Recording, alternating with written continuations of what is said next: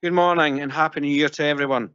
And welcome to the Planning and Placemaking Committee of the 8th of January 2025. I'm Councillor Ian Massey and I'm the convener of this committee. And I'll introduce the top table to you today. On my far left is Councillor Grant Stewart, my vice convener, Miss Audrey Brown, Democratic Support Officer, and Mr Jeff Fogg, Legal Manager. And on my right is Mr Christian Smith, Development Management and Building Standards Service Manager, and online is Mr Paul Williamson, Team Leader, Local Developments. And as this is a hybrid meeting, members joining virtually are reminded that if you leave the meeting during consideration of any application, you are unable to participate or vote on that item when you return to the meeting. This also means that if a member loses their internet connection during consideration of an item, they should not vote on that item. Please advise the clerk via the meeting chat that you are leaving the meeting, or if you have lost your connection and are therefore unable to vote on that item. And whilst we are operating as a hybrid meeting for this proceedings today, can I remind councillors and officers to use the chat box to attract my attention, which all members should have access to. Q for question, C for comments. I will now ask the clerk to confirm any apologies and the attendance of those in the chambers and online. Thank you. Morning, convener. Thank you. We have everybody present today. There are 4 members online. I'll ask if they can confirm that they are present. We've got Councillor Bob Braun. Yes, I'm here, Audrey. Thank you. Councillor Ian James. Good morning, Audrey. Yep, here. Bailey Claire McLaren. Yeah, thank you, Audrey. I'm here. And Bailey Mike Williamson. Yeah, I'm present. Thank you. Thank you. Move on to item 2, which is declarations of interest. Do any of the committee have any declarations of interest?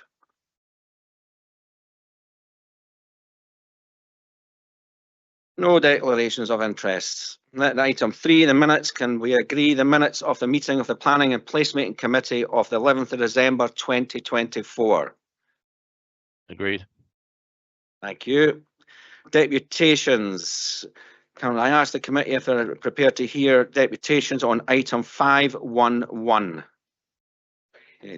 And on behalf of the committee, I'd like to extend a warm welcome to the deputations and members of the public viewing today. Your request to speak has been granted. You will be called to the lectern as we reach the relevant item on the agenda and be invited to make your deputation by the vice convener, followed by a period of time for questions for members. It is requested that the content of your deputation is kept relevant to the planning consideration in relation to the item of business being discussed. Please also ensure that when answering questions, your response remains relevant and direct to the questions asked. Item 5, applications for determination. This is a local application and it's for the alterations and the extension to build outbuildings to form dwelling house and garage, workshop and associated works at land 35 metres north, Fortingill, Aberfeldy. And to introduce the report is Mr Paul Williamson. Thank you. Thank you very much, convener, and a happy new year to everyone present. The only application up for discussion today relates to a site at Garth Fortingill, which has some planning history for residential development extending back to 2005. While a number of applications have ultimately been submitted, the most recent one before this one under consideration today was for the replacement of the existing outbuilding known as the Egg House with a new dwelling in its entirety. The proposal under consideration today relates to the conversion and extension of the existing outbuilding in order to create a single dwelling house with a further extension creating accommodation over 2 stories. This application has been referred to committee in light of the receipt of 5 letters of representation, including one from the Glenlyon and Loch Tay Community Council. The reasons for objecting are outlined in paragraph 34, but largely relate to perceived flood risk, impacts on private water supply, detail of drainage proposals, loss of trees, access, contrary to development plan policy, the setting of a listed building and design, and amenity impacts on adjacent property.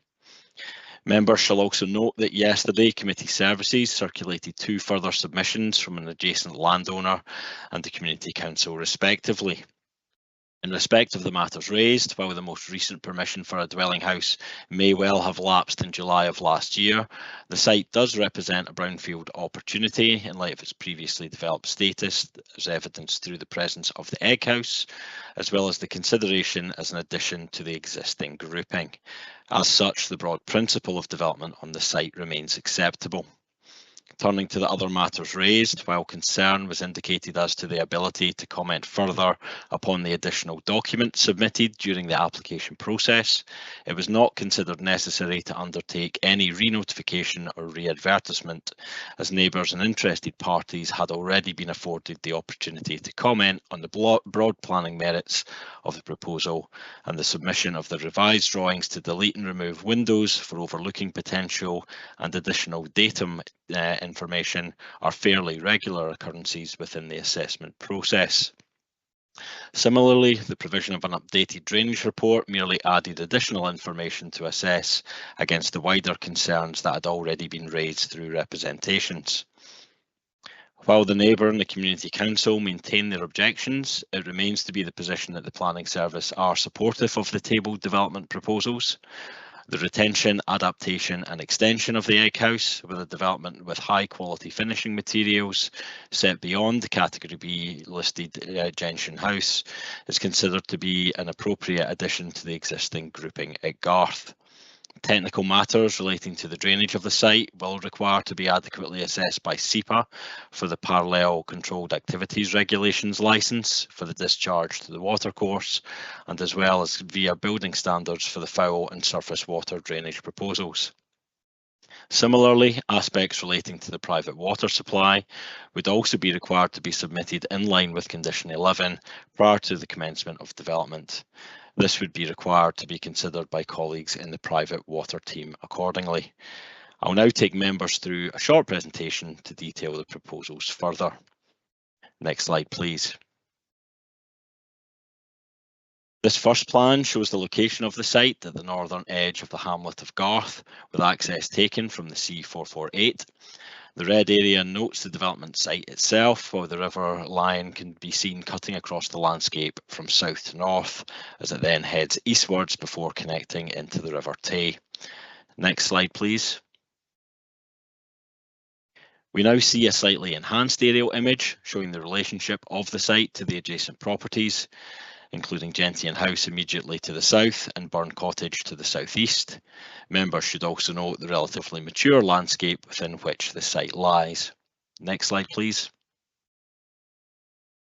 Here we have a proposed site plan for the development. This shows the access being taken from the southwest, leading past the entrance to Gentian House before arriving into the site. The proposal seeks to extend the existing property to the south and east in order to create the new dwelling house, and a total of 4 trees would be lost as part of these proposals. This is in comparison to 3 trees which would have been lost in respect of the previous planning application. Next slide, please. Next, we have the respective elevations for the proposed dwelling. This outlines the use of natural stone walling to the walls, a natural slate roof and dark grey windows and doors. As outlined in paragraph 3 of the report, the eaves height of the new extended part of the dwelling would be 3.3 metres with a ridge height of 7.2 metres. Next slide, please. We now see the respective floor plans. As part of the proposals, the existing egg house would be converted and extended in order to provide a double garage, log store, workshop and external store, with a carport overhang to the south elevation. The south-facing roof plane would have solar PV panels, while an air source heat pump would be located to the rear of the egg house. The extension would see a kitchen, living, dining space, together with a master bedroom with dressing room and ensuite. The first floor level would be a further 2 bedrooms, both with ensuite and shared northwest facing balcony feature, separate bathroom, and a large snug gym and study served by roof lights. Next slide, please. Similarly, we now see an axonometric visual from an elevated aerial view, which shows the relationship to the egg house conversion and provision of new accommodation, as well as the associated contours with rising ground to the northwest. Next slide, please. This next plan shows the block plan in two sections showing the relationship with Gentian House and Burn Cottage respectively.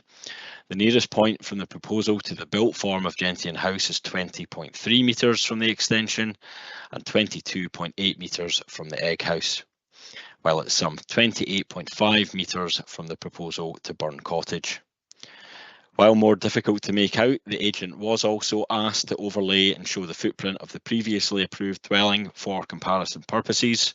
It shows that the building line is no further closer to the northeastern boundary towards Paris, but would be some 5.8 metres closer to the boundary with Gentian House. However, with its positioning to the north of that property and with the latest design revision to omit windows to the southeast facing gable, there is not considered to be any detriment from an overlooking perspective. Next slide, please. Next, we see the proposed drainage layout, although I will admit again it will be difficult to make out, but this includes the use of a Clargester biodisc unit treatment plant leading into a full water soakaway, which in turn feeds into the adjacent watercourse, which itself feeds into the River Lion. Suds would be fed into two filter trenches with silt traps before entering a cellular storage system, before also feeding into the adjacent watercourse at a controlled rate of up to 1.4 litres a second. A further soakaway is also shown adjacent to the site access. Next slide, please. I'll now run members through a selection of photographs for their information. This first photograph shows the view between the old fire station and old stables past other elements of the latter now in residential use. Members may recall that permission was granted for a conversion of the former workshop on the left-hand side of centre at a meeting of the committee in April of last year. Next image, please. These next photographs, combined in a panoramic sense, show the access track leading to the application site on the left, while on the right is the access to Gentian House. Next image, please. Next, we see the approach into the application site itself, with its mature landscape setting and Gentian House just visible to the right. Next image, please. We now see two photos. The first on the left shows the initial views obtained of the egg house as the site opens up. The second photo on the right shows the egg house in greater detail. The toilet block projection on the left-hand side would be demolished as part of the proposals. Next image, please. These next photos show the watercourse into which the foul and surface water drainage connections would ultimately be made. The top two photos show the view northwards, away from the site, while the bottom shows the view southwards towards Burn Cottage, the roof of which is just visible over the boundary hedge. Next image, please. The photo we now see is from the north of the site, looking back towards the egg house and Gentian House beyond. It also shows some of the 4 trees which would be felled as part of the proposals. Members should note that this includes an additional tree to the 3 which would have been lost as part of the previously approved proposals. Next image, please. Next, we see 2 photos taken from the north of the egg house, again showing the trees to be felled. These would be replaced as part of a comprehensive landscaping and planting scheme required by condition. Next image, please. Next, we have 2 viewpoints from within the site. On the left is the view southwestwards, back towards the site entrance, with the roof of Gentian House on the left and the hip roof of the former workshop further down the hill, just left of the parked trailer. On the right is the view northeastwards along the boundary with Gentian House and Burn Cottage. Next image, please. Lastly, we now see a photo from other land in the applicant's control to the west of the site, looking back eastwards towards Gentian House with its distinctive crow-step gables. It also illustrates the maturity of the landscape setting of the application site. Next image, please. Thank you, convener. That now concludes my presentation, and I will leave members with the proposed site plan for reference. Thank you, Mr. Williamson. We do have deputations on this, so I will now hand over to the Vice Convener for the deputations procedures. Thank you, convener. We have a statement from Glenlyon and Lochte Community Council who are objecting to the application, and I'd invite the clerk to the committee, Ms. Brown, to read out the statement. Ms. Brown. Thank you. The following representation is made on behalf of objectors to this proposal. Surface water, west side soakaway. This mislabelled filter trench to this soakaway would definitely cut through at least 2 water pipes, and the soakaway is exactly where the supply to Gentian House comes off the main pipe in the field. A root protection area is needed for the Gentian boundary hedge to prevent this trench cutting through the roots. The hedge roots and the porous pipe need protecting from each other. The drainage report states that all surface water goes to ground locally.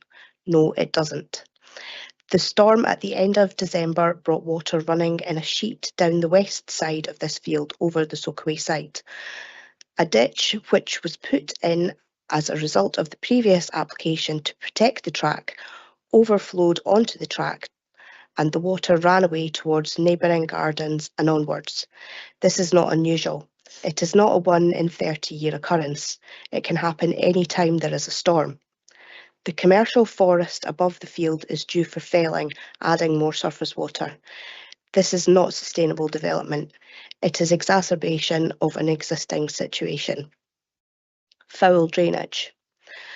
The flaw in the plan is that the burn goes down to a trickle or dries up completely in dry weather, leaving insufficient water to take away suspended solids.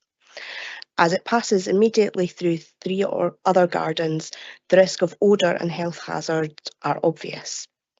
This is within the River Tay Special Area of Conservation, and therefore water quality is of particular importance. Water supply. No plans yet. No viable supply, as the private supply is not a sustainable water source that is resilient to periods of water scarcity, to quote policy 22D of the National Planning Framework 4. Impact on residential amenity for present and future neighbours. The report of handling considered the development to be overall acceptable. What is not acceptable is the domination B-listed Gentian House. The overlooking of the back of Gentian House and garden from the window on the west side.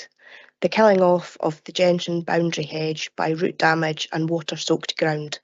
The damage to the water supply to both Gentian and Burn Cottage. The causing of offensive odour and health risk. Further, the report of handling accepts that there would be a landscape impact on Gentian House and that a stronger visual separation is needed. A beech hedge has been suggested, but it is optimistic to expect it to establish on top of porous pipe. Please will you refuse this application or defer it to allow a truly sustainable plan to be produced, something which none of its predecessors achieved. Many thanks, Susan Dolan-Bettany, Community Council Chair. Thank you, Ms Brown. Could I call on Mr Taylor, who is representing the applicant? He's going to be joined later by Ms Ironside for if there's any questions from members. Mr Taylor, you're aware of the procedure. You've got 5 minutes, and whenever you're comfortable, I'll start the clock. Good morning. My name's Richard Taylor from Studio East, and we are the architects and agent for this proposal. As we've heard, the proposed site is part of the building group in Garth, which is characterised by stone and timber former estate buildings, the majority of which are now dwellings. The access track leads to an existing building, the former egg house, and a parking area in front. The applicant also owns the land to the north, however, this does not form part of this application.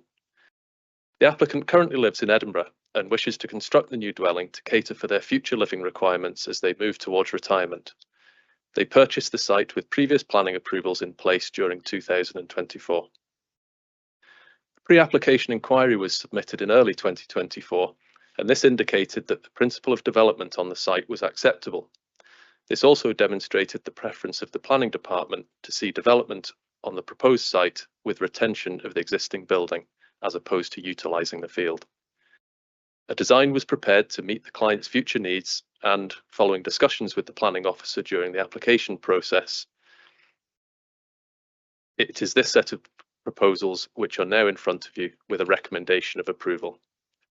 The site benefits from an existing but newly formed driveway and parking area accessed from a private track through Garth. The proposed dwelling will be accessed via this driveway, which provides adequate passing, parking and turning facilities. The existing private access track will be maintained during the construction phase and then made good to an improved standard following completion of the works. The new house is 1.5 stories with 3 bedrooms with open plan living areas, which is similar in brief to the schemes previously approved. In fact, the latest approval has a footprint of 150 metres squared, while the current proposal has a footprint of just 124 metres squared, as well as the benefit of the existing building. The presiding concept has been to create a modern dwelling which respects the character of the local area. The building is traditional in form and uses a traditional material palette of stone, slate and timber elements. The plan is a simple rectangular form with external covered areas and a balcony to the north. As a result of careful design development, the house respects the historic and listed context and has been located on the site with consideration to overlooking and privacy of neighbouring properties. The applicant was happy to remove a window on the south gable at the request of the planning officer in order to enhance this privacy. No windows have been included on the south elevation.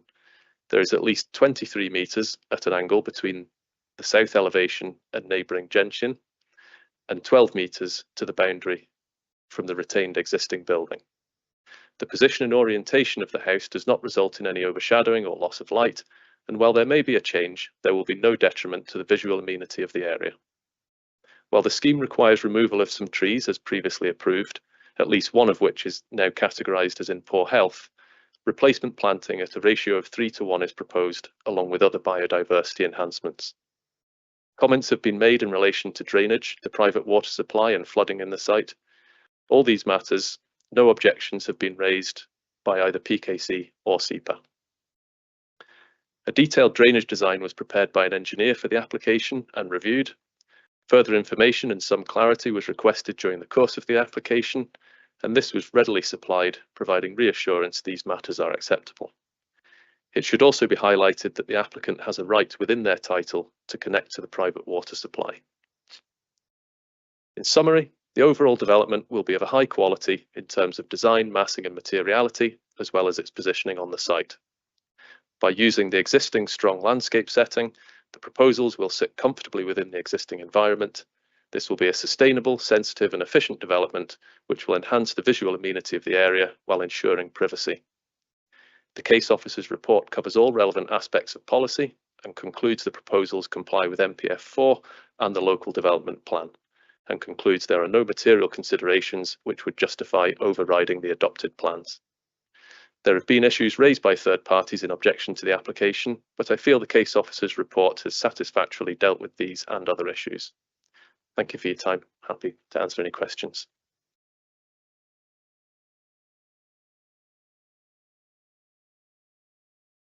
We have a question in already. Convener Massey. Thank you. During the Community Council's statement, they were particularly worried about the protection of their water supply that maybe runs through the sites, the actual site that's getting built on. What measures are you going to put into place to protect that water supply?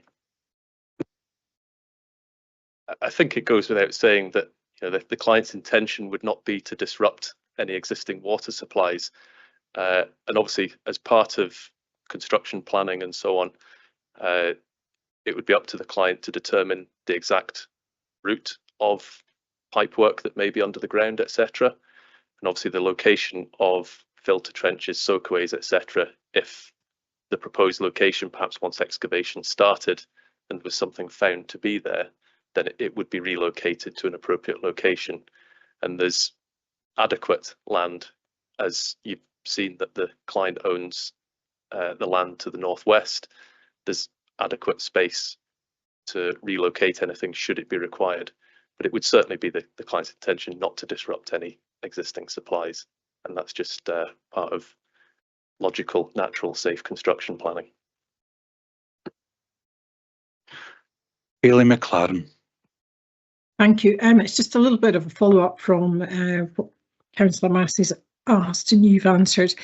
What have you got, has the client and yourself have an understanding of what the water supply to this particular property how good is it, you know, given that there isn't a house already there, but there is a building?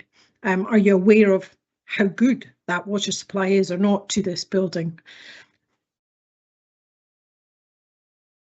Yeah, to my knowledge, the existing building that's on site does already have some kind of water supply to it. I couldn't tell you in exactly what volume, and I certainly don't have the details of you know, outflows from the existing private water supply to hand. But that, as far as I'm aware, there aren't issues with the capacity supplying the existing houses that are connected to it so far, and the applicant does have a right within their title to connect to it. But as far as I'm aware, that there aren't any capacity issues, but I'm afraid I don't have any figures that I can pass on to you at this stage. So you haven't tested it in any form, is what I'm trying to get to. Okay. Councillor Allen. Thank you, Vice Convener. Thank you, Mr. Taylor. In your deputation, you suggested that the Planning Authority had dealt with the objections. I just wonder, you mentioned the 3 objections or 3 main ones in your own deputation. Was there any sympathy and consideration towards all 3 of them? You've only mentioned the water. Thank you.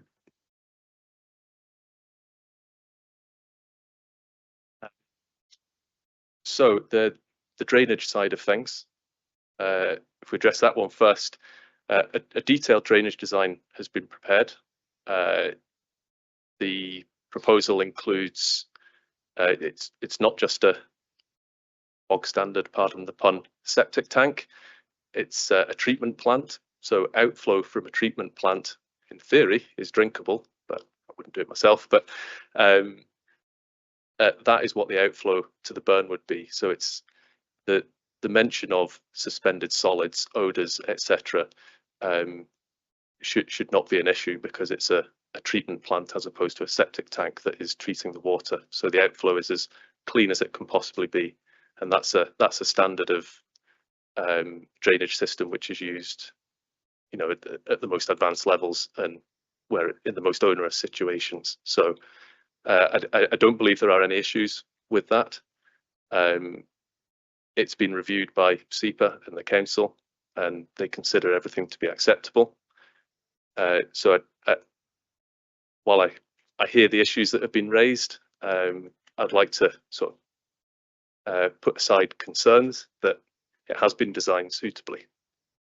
From a flooding point of view, I think the issues that were mentioned in the deputation from the Community Council relate to issues which are perhaps issues that it makes no difference whether there's a house here on the site or not. These are surface water issues relating to the existing ground, the wider landscape, the forestry, and the presence of a house in this situation is not something that's going to change or alter that situation. So it's certainly not going to make anything worse, and it's designed to sort of be suitable within that setting, and not exacerbate any existing issues that there may be.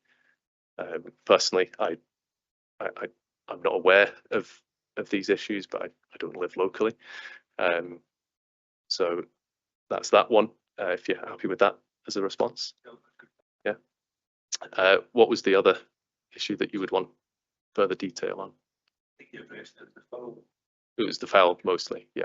Okay. Councillor Braun. Thanks, Vice Convener. Thank you, Mr. Taylor, for your deputation. I'm following on from Councillor Allen's question really about this foul water. You said yourself you wouldn't drink the water, so and no system is perfect. My concern, well, it follows on from what was said in the deputation from the council, is that the burn becomes just a trickle, and can it effectively dry up, I would think. Is this not a cause for concern? I mean, has this been assessed, what the situation is there? I don't have hard, fast information in terms of data, flow rates, etc. for for the burn, but it has been looked at, reviewed, designed by engineers, and it's been reviewed by SEPA and the council, who consider it to be acceptable. And like I say, the outflow to it from the site would be clear and not provide any issues with solids or smells. In terms of the flow of the burn, I personally couldn't give you an answer or guarantee whether it flows all year round or not. So yeah, it has been looked at by existing design engineers who have covered that issue. So we do rely on them for reassurance that the design of the system is appropriate. And it has been reviewed by SEPA as the ultimate authority on that as well. Bailey Williamson. Yes, thank you. I'd just like to go back to the water supply, the private water supply, and I'm just seeking some reassurances that there is enough capacity there, and that has been sounded out that there is enough capacity within the existing supply. If there isn't, has there been a plan B thought of within your design as to how you may get water supplies to the house if there isn't enough capacity? Like I said, I don't have hard and fast figures on the capacity in terms of volume, etc., flow rates, but I'm not aware of any issues in the existing water supply. Certainly that's not been commented on to us at any point.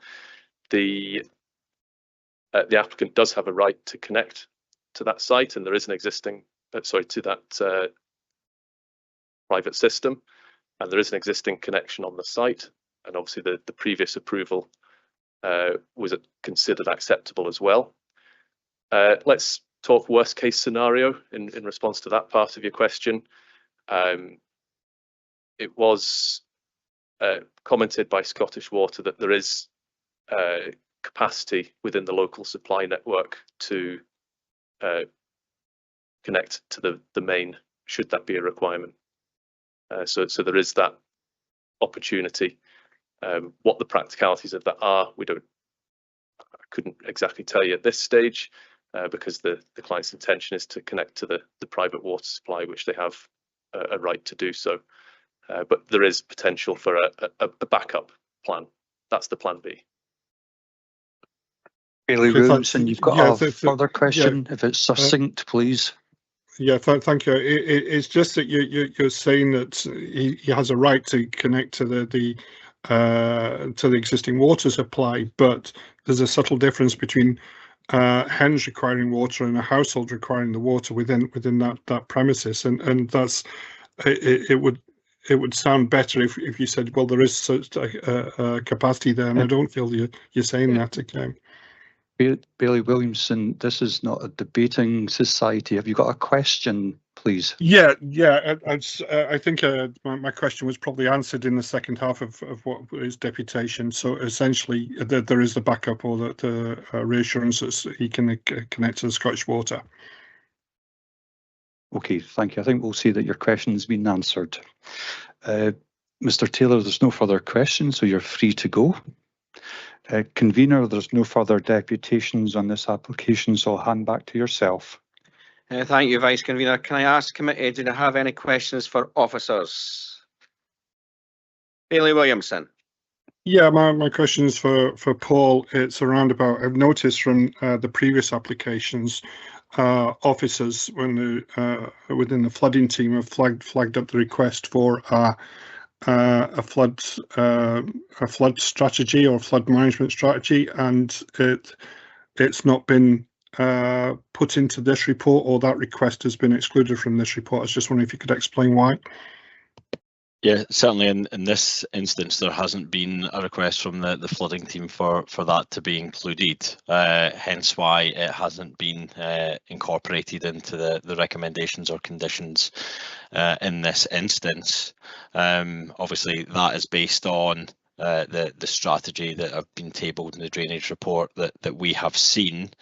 So but at the end of the day, if members are minded to request that something be incorporated in, there is a potential for that, but there would generally need to be a reason why, not just a historical one, as to why it needs to be added. Thank you. Bailey McLaren. Thank you. Yeah, my question is actually about hard landscaping. We've got a plan of planting. That's in the conditions if we're minded to be passing this application. I just would like to ask the officers, is it considerable that we could ask for a hard landscaping plan? That can create runoff in itself, given the location of this potential property on a slight hillside. So these are local concerns of runoff, but is it something that we could put in as a condition to have hard landscaping plans? Thank you very much for that. Just to confirm, condition 4 does cover the capability of both soft and hard landscaping within it. So I'm satisfied that that's already covered. Okay, thank you for that. Councillor Illingworth. Thank you, Convener. The objectors mentioned the risk of hedge root damage. Is that a planning consideration, or has that been taken into account? Yes, just to confirm, that would be a valid planning consideration. They do need to take cognizance of the potential impacts upon adjacent trees, hedges, etc. When compiling it. Again, condition 4 does cover that to an extent in respect of looking at landscaping. Generally, tree protection measures, etc. do fall within that remit as well, because it will certainly be required for the trees that are to be retained on site. So happy with that position. Councillor Braun, can you ask your first question, please? Yep, thanks, Convener. Question for Mr. Williamson again. One of the things you mentioned in your introduction, I think it's in one of the objections, is a question about brownfield sites. I think the point was made that in this instance, the egg house isn't being demolished and the house being built on that site, on that footprint. Just to clarify, my understanding is that the definition for brownfield is wider on NPF4, which was superseded from LDP. I think I'm right, and that one has come up before. Just to clarify that for the objectors, that it's now a much wider definition of a brownfield site. Is that correct? The definition of brownfield site in itself remains much the same. What I would say is that the opportunities through policy for brownfield development and associated types of activity are more open and encouraged through NPF4. But obviously, certainly in this instance, we do have an existing property. NPF4 is quite clear in respect about being as sustainable as possible going forward, reusing buildings wherever they add to local landscape character, etc. This is a prime example. The egg house is quite a quaint structure. Obviously has a history associated to it. Obviously extending it, albeit in a much larger scale, is a better solution than having it lost entirely, as was the previous position when the previous permission was granted and subsequently expired. But yeah, it's both a brownfield opportunity because the site is previously developed, but it's also an opportunity as part of the existing grouping of buildings at Garth. Thank you. Councillor Waters. Thank you, Convener. On page 71 of our pack, policy item 83, in relation to LDP2 policy 32, embedding low carbon generating technology, and NPF4 policy 2. The design statement within from the applicant states about the potential, or the intention, I think was his word that he was used in the document, to look at air source heat pumps and photovoltaics and that. How within the planning process do we ensure that we do get these net zero type technologies implemented within any actual build rather than just the intention to do it. Thank you. Thank you, Councillor Waters. It's obviously twofold. Obviously, they have shown the use of photovoltaics and an air source heat plant on the plans. Obviously, the condition states it should be carried out in accordance with the plans. However, if we wanted a belt and braces approach, we could add our kind of standard model condition that requires the confirmation and details of those to be submitted and approved to ourselves. Obviously, we do already have that covered to a certain extent, in that the proposal will require to meet with current building regulations. So no doubt my colleagues in building standards would cover that as well. But as I say, if we wanted belt and braces, we could add the extra model condition for that. Thank you. Thank you. Councillor Braun, I'll come back to you for your second question. Okay, thank you, convener. Yes, let's come back to the question of from Mr. Williamson, back to the question of the private supply of water. If you go back in the history, this seems to have come up over and over again through the various applications. I know condition 11 says that all this is to be clarified before the development can commence. I mean, could you expand what will we do? Are we looking for actual flow figures, and how do we assess that? Because obviously it's a great concern to the existing properties around that their supply may be damaged. Volume of water coming through may be damaged. I mean, how do we actually assess this? Thank you for your query on that, and I can understand the concern. Obviously, this has come up time and time again with the previous history of applications on site. Condition 11, as we've put forward and recommended, replicates that which has gone on previous permissions before, and it reflects the approach which we take as planning authority. Certainly, it does look to safeguard and the continued operation of any private water sources, water supply, etc. So my expectation would be that the details of that would contain an assessment of flow rates, the number of properties served by, etc.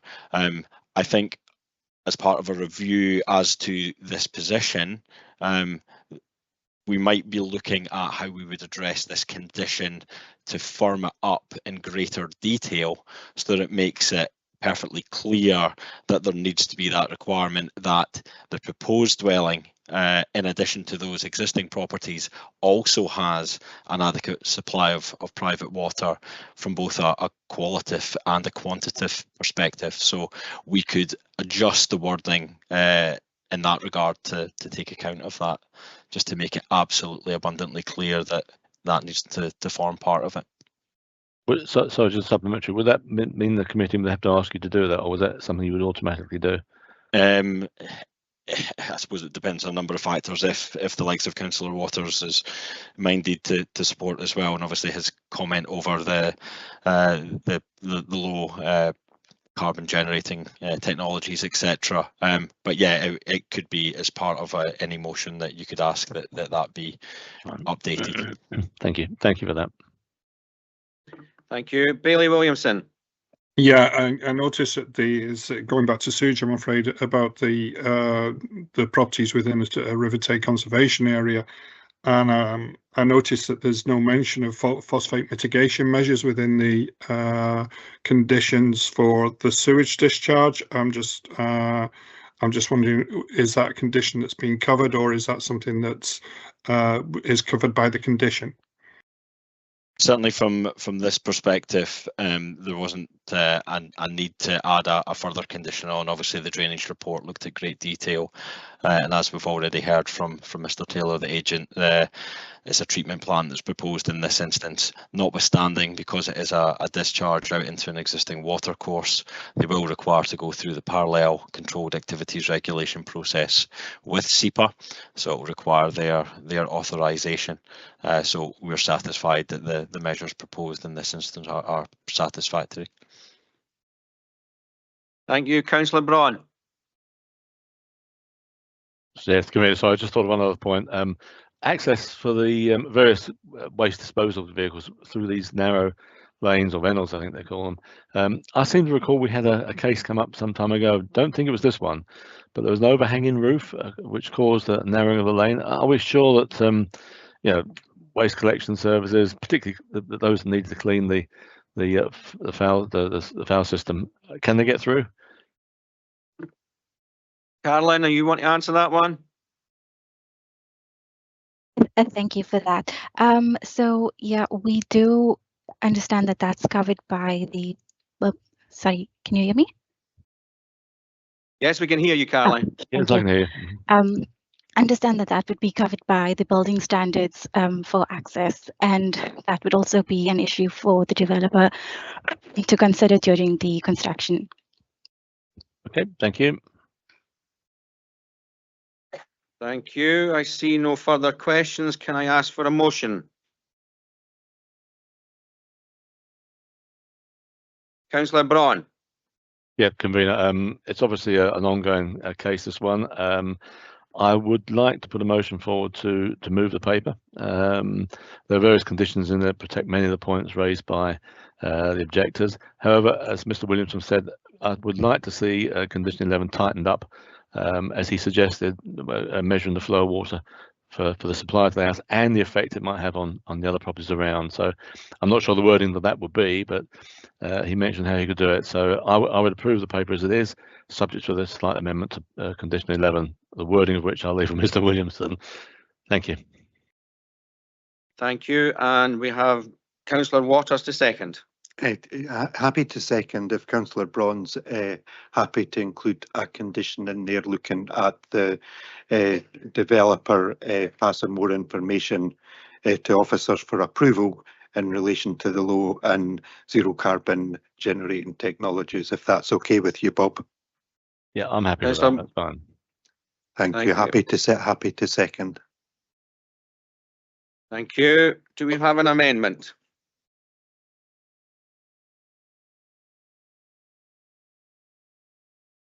Councillor James. Thanks, convener. I was quite happy with everything that Councillor Braun had said, up to the point that Councillor Waters wanted to add a condition for low carbon technologies. I'm not happy to add unnecessary conditions which are just going to add further cost to a development unnecessarily. It's a rural setting, and I'm not sure that that's a necessary condition. Okay, so your amendment is to approve without that condition. Pretty much the same as what Councillor Bob Braun has asked for. Right. Okay. But just I don't want the condition regarding the low carbon technology. So that's the amendment. Can I ask if I've got a seconder for that? Maybe just take a second. So I wonder if Christian wants to come in relation to the suggested alteration to the motion advanced by Councillor Waters, just before we take it further. Yeah, I think you're quite right in what you're saying, and the fact is, and again, Paul might be able to clarify this, but I think we already have that information through the submission made by the agent that shows that the 10% would be achieved, and the details shown in the drawings all relate to that. The application will require to comply with the drawings that we're approving, which all seem, unless Paul maybe got additional information, show that all of that would be achieved. So we're in effect asking for information to be provided which has already been provided.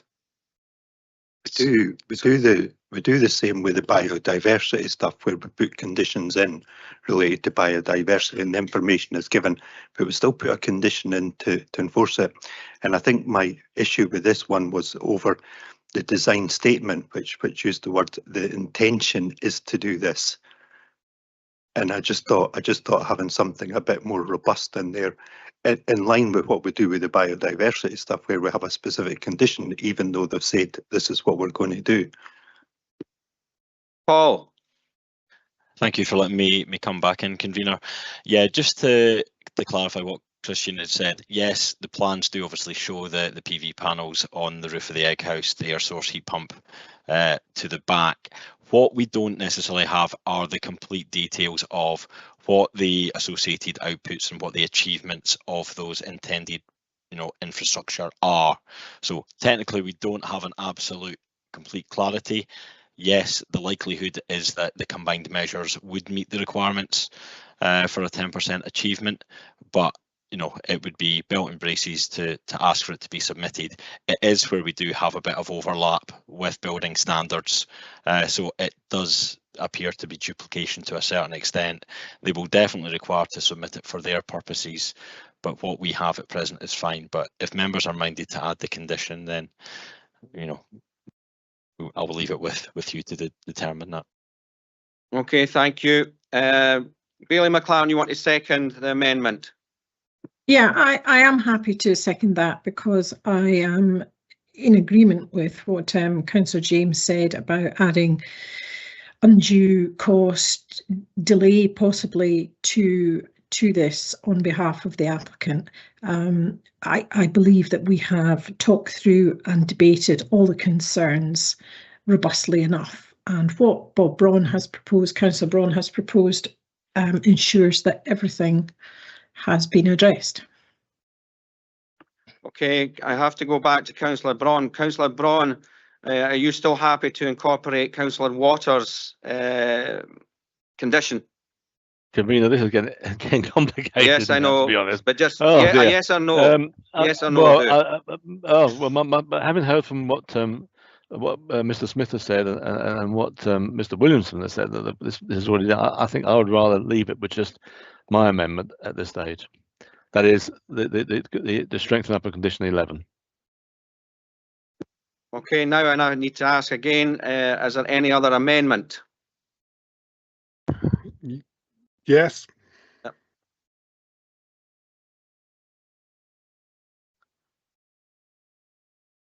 Bailey Williamson. Yeah, mine's relatively simple in comparison to what's just been discussed. It's around the planting, and I notice in condition 61 there's a recommendation for additional beech hedging. I was wondering if it could be incorporated that and or hornbeam, and the hedging plant used would be a minimum of 60 centimetres high. Also, with the loss of the trees, I note that one of the trees is a specimen tree, and I'm wondering if it can be conditioned that a specimen tree would replace the lost specimen tree.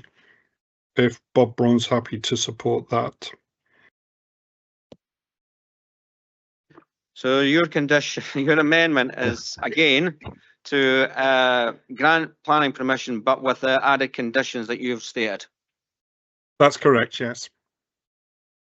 Councillor Braun, are you willing to accept them into your motion? Should there not be a seconder for the amendment first? Not if you take. Oh, right, okay. Sorry. Sorry. Yeah, I'm happy with that. That would give more protection to people. So yes, I think we'd be happy with that one. Okay. Right. I will ask again. Is there any other amendment? Councillor Waters. Yeah, I think people know what I'm going to do. I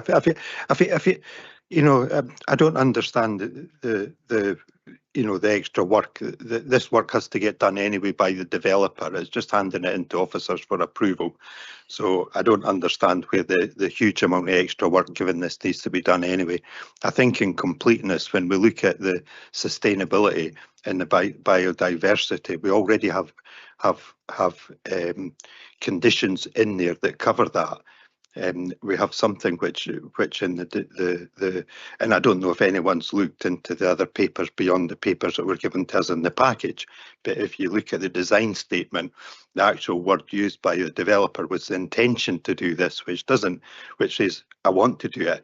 And what I would like to see is something a bit more firm within the planning conditions to sit and say that you're going back to the planning officers to sit and say, look, is this meeting the policy 32 with the LDP and the NPF 4 policy to meet our climate change obligations or for the new house, and it's a completeness bit. It creates a better planning approval going out afterwards, and that's the simple intention of it all that I'd like to see happen. And I disagree fully that this will create a huge amount of extra work or very much any extra work virtually from an officer or from the applicant perspective either. It's just a completeness within the planning application, or approval, should I say. Thank you. Convener, I wonder if it would help if I at least set out my own understanding of the position we have now reached. It's my understanding that the motion is by Councillor Braun, which is to approve the application in accordance with the report of handling, but with an additional condition, 2 additional conditions. Firstly, to augment the existing condition in relation to private water supplies. And secondly, and that was his own request, and secondly, to accommodate the request by Councillor Williamson to make additional provision in relation to specimen trees in the replanting programme. And so that's the motion, and as Councillor Williamson I've recorded as having seconded him. There's an amendment as yet unseconded by Councillor Waters, which is to approve the application, I think with those adjustments that I've just referred to, but to make additional provision in terms of a condition to ensure delivery of the low carbon capture, low carbon technologies, as is referred to in the report, which I think Mr. Williamson, myself and Christian do accept would be competent in as far as could comply with the circular. So I think you now, convener, need to establish whether or not that amendment by Councillor Waters is going to be seconded. And we do have a seconder, Councillor Cuthbert. Yeah, I've been sat very quietly, not getting involved at all. I do like a good vote, but I actually agree with Councillor Waters. I think it's important to actually make sure that we are committing to our environmental issues, and I think we need to see that added into the conditions. Thank you. Oh no, unless there's a second amendment, we invite them all to sum up. Everybody's had an amendment. Come on. Is there, okay, I'll ask for another. Is there anyone else want to put forward an amendment?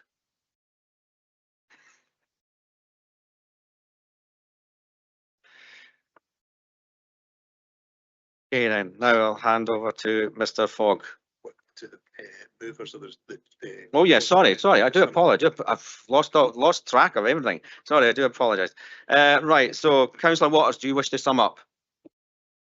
I think I've explained fully what the intention is of the amendment. Thank you. Councillor Braun, do you wish to sum up? Thanks, Convener. No, I think I've said it. I think basically there was various objections. It's a difficult site. There are various objections, but I think the conditions as they are and what we've amended now cover those concerns, I think. Thank you. Now hand over to Mr. Fogg.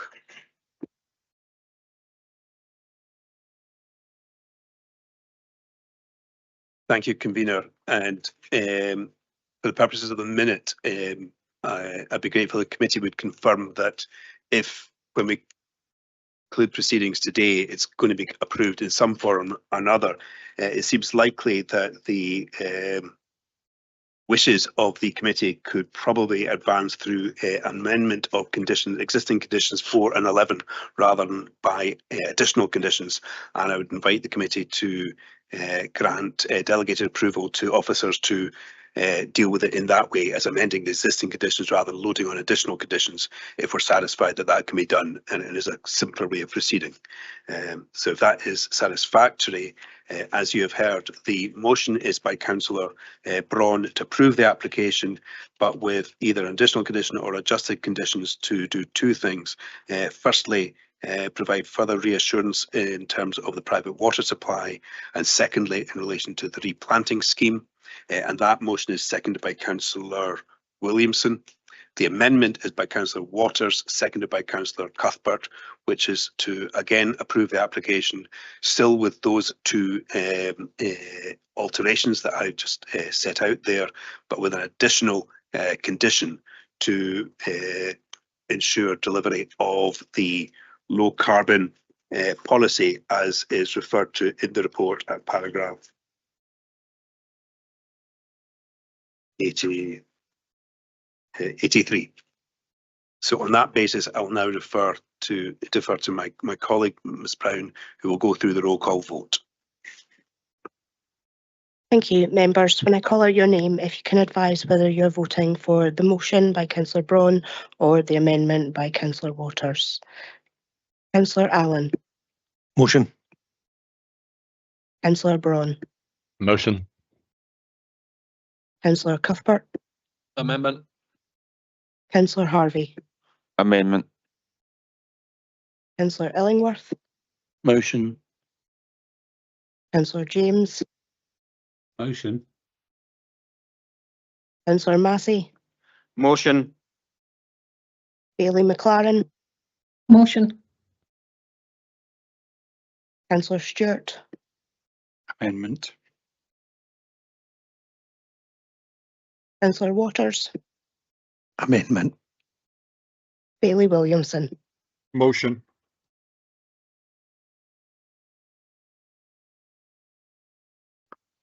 We have 7 votes for the motion and 4 votes for the amendment. Therefore, the motion will carry.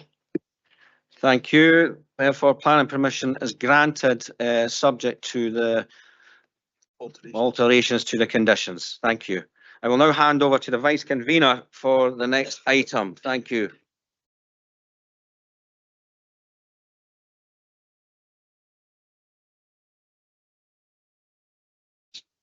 Thank you, Convener. We'll move on to item 6.1, the proposed application notices of PAN 24/001-3/PAN. Could I ask Mr. Williamson to introduce the report for the battery formation at St Anne's, Longforgan? Thank you very much, Vice Convener.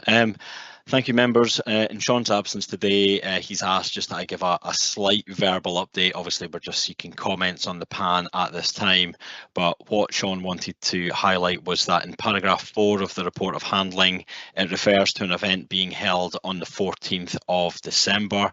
It was just to confirm that that meeting did not actually proceed and that there's an alternative event and meeting planned for today, the 8th of January, at Longforgan Bowling Club from 1 p.m. to 7 p.m. and that there's also an additional meeting planned for the 22nd of January. Again, same location, Longforgan Bowling Club at 1 p.m. to 7 p.m. Obviously, the papers for this committee today were released some time before, and obviously these things can be subject to change, but it was just to provide that verbal update to members. But happy to take any comments that you have on the PAN overall. Thank you, Mr. Williamson. Can I invite members to populate the chat?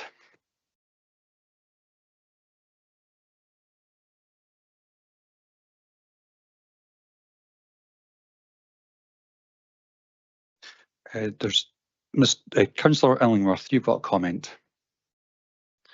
Yeah, can I ask planners to take into consideration the normal things to do with batteries, screening and all the other, but also to include consideration of the route of the cabling connection to the substation, so that it doesn't tries to avoid digging up roads, etc.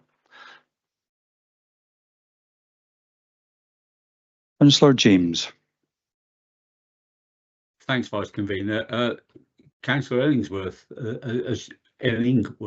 has just highlighted a couple of points I wanted, but could I also ask that we take potential noise hazards, given that we've dealt with some noise at several other locations, but noise mitigation for this, please. Thank you. Councillor James, can you clarify what type of noise? Is it the construction, traffic, or the actual facility? The actual facility, Vice Convener. I was thinking of there's a facility at Cooper Angus, which was a subject of a noise complaint, and until I actually physically visited the site myself, I didn't realise just how much noise these cabinets actually make. So it's just to take that into cognizance. Thank you. Thank you for that clarification. Councillor Harvey. Yeah, sorry, it was a comment rather than clarification. Councillor James just touched on it, or one of you touched on it. Taking account of this fairly narrow access roads round here and an already notable problem on the roads round in the cars, to take due cognizance of the actual transportation, particularly during construction, because I would expect it would be quite large vehicles coming down this narrow road. So I would just ask for that. Thanks. Bailey Williamson. Yeah, it's just picking up on something that Councillor Illingworth mentioned about badges there, and if there is a problem with badges, then consideration should be made to badges undermining the site and potential chewing of cables, etc. So maybe just a wider study on that if necessary. Thank you. There's no further comments, so I would like to draw this committee to a close. I thank you for all your involvement and your questions and comments. Thank you. Thank you, Vice Convener and Convener. Thank you. Thank you.